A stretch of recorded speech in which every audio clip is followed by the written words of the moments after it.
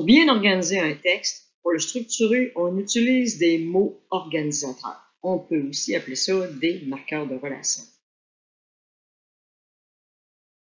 Lisons le texte suivant. Il n'y eut plus à manger. Il s'en alla du pays. Il marcha et arriva dans une contrée prospère.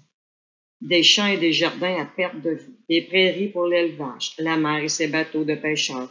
On ne voulut pas de lui. Il dut reprendre sa route. Relisons le même texte, mais cette fois-ci avec des organisateurs. Un jour, il n'y eut plus à manger. C'est pourquoi il s'en alla du pays. Il marcha longtemps et arriva enfin dans une contrée prospère.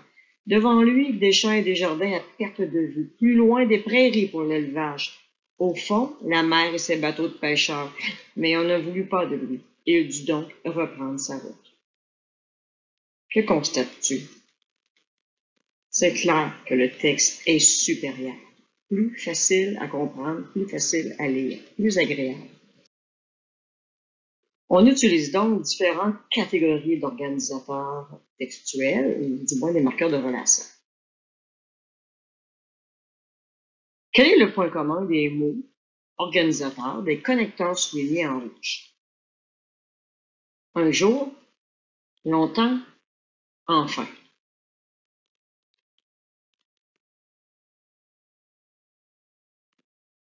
Ces connecteurs ou ces marqueurs marquent le temps. Même principe. Quel est le point commun de ces organisateurs-là? Devant lui, plus loin, au fond.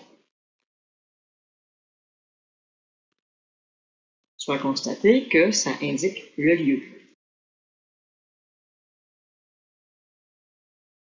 Encore une fois, c'est pourquoi, mais, donc.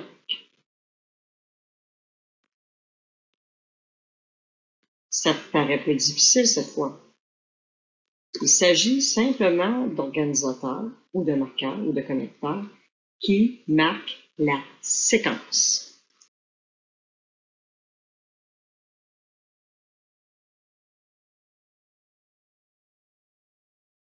Tu vas constater que ces mêmes organisateurs peuvent amener des compléments de phrase, mais ces mêmes organisateurs font partie d'une classe de mots aussi.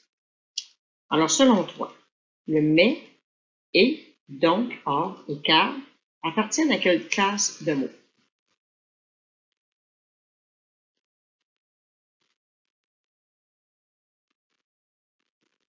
Tu as raison. Des conjonctions de coordination. Maintenant, le là-bas, enfin, en effet, toutefois, appartient à quelle classe de mots?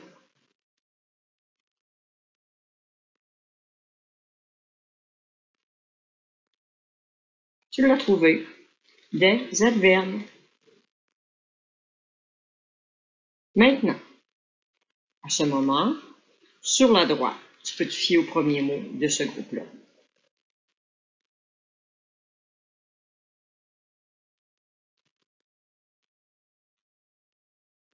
Ce sont des groupes nominaux prépositionnels, ou tout simplement des groupes prépositionnels.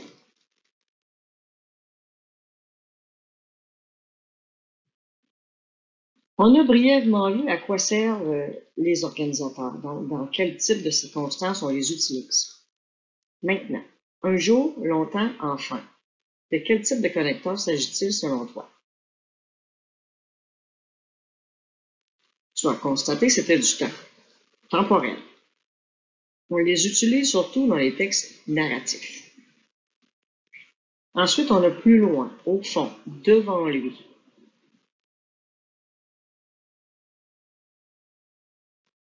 En effet, c'est pour le lieu. On les utilise surtout pour les séquences ou du moins les textes descriptifs. Puis on a c'est pourquoi, mais, donc.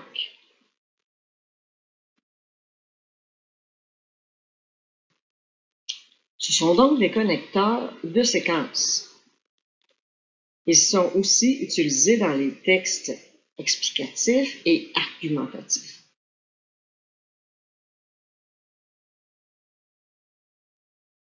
Alors, on va poursuivre les exercices. On n'ira pas tout le texte.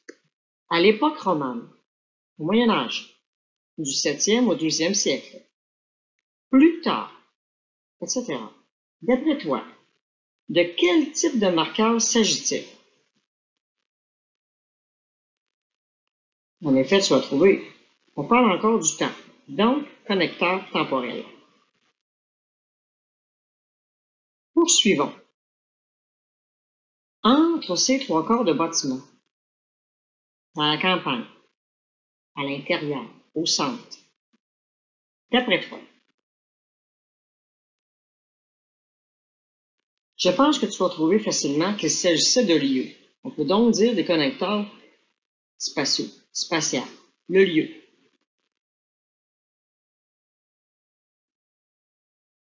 Poursuivons. En effet, par conséquent, donc, d'abord, de plus. D'après toi.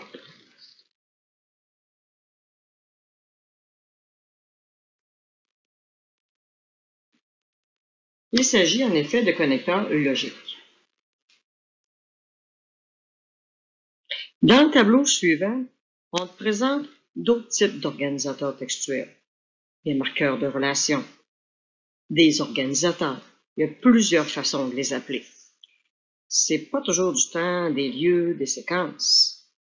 On rencontre aussi un même marqueur qui peut être à la fois pour une séquence et qui peut être à la fois pour une addition, etc. Donc, si tu regardes dans le tableau, à gauche, tu vas voir qu'on en a parfois pour l'addition. On t'explique ce que c'est et on te donne des exemples, ainsi que, aussi, avec, également. On en a pour l'alternative, autrement dit un choix. On en a pour le but. On donne des exemples, afin de façon que, etc. On en a pour la cause, on en a pour la comparaison. On en a pour la concession. Donner une concession, c'est faire une petite limite, une nuance. On a des exemples, alors que, bien que, etc. On en a pour la condition, la conséquence. Donc, par exemple, on a c'est pourquoi. Donc, on en a pour le contraste. Faire une différence entre deux idées. Des exemples, tandis que, malgré, etc. On en a pour donner de l'exclusion, pour l'explication, pour les liaisons.